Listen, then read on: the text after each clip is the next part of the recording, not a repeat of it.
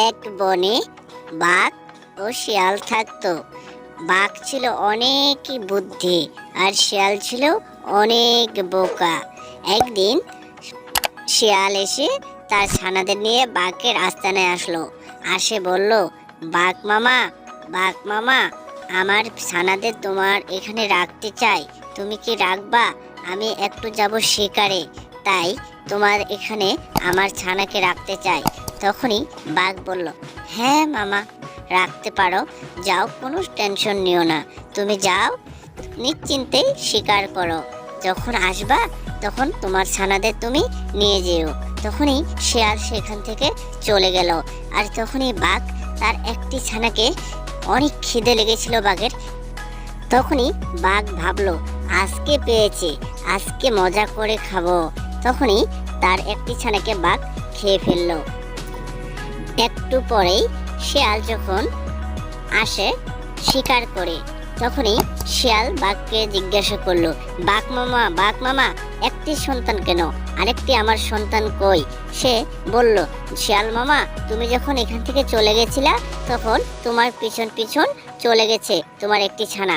আমি অনেক আটকানোর চেষ্টা করেছি, কিন্তু আমি পারি নাই।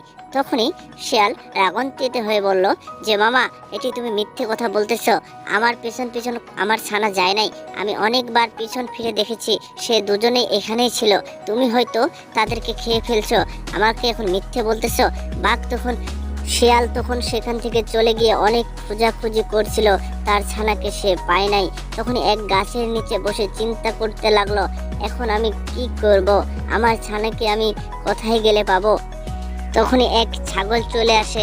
ছাগল এসে বলল, যে শিয়াল মামা, শিয়াল মামা, এমন কি হয়েছে, তুমি এত টেনশনে আছো?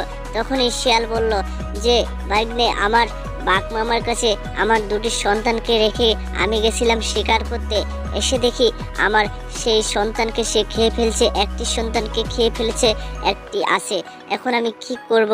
বাঘ মামাকে অনেক আমি বিশ্বাস করছিলাম, সেখানে রেখে গেছিলাম আমি শিকার করতে, এসে দেখি সে আমার এক সন্তানকে খেয়ে ফেলছে।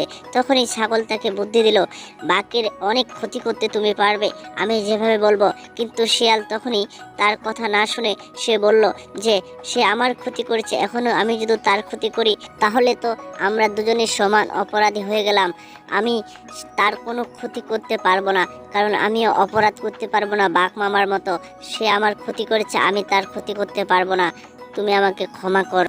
হ্যালো বন্ধুরা, আমাদের ভিডিওটি ভালো লাগলে চ্যানেলটি সাবস্ক্রাইব করো। বাই বাই বন্ধুরা।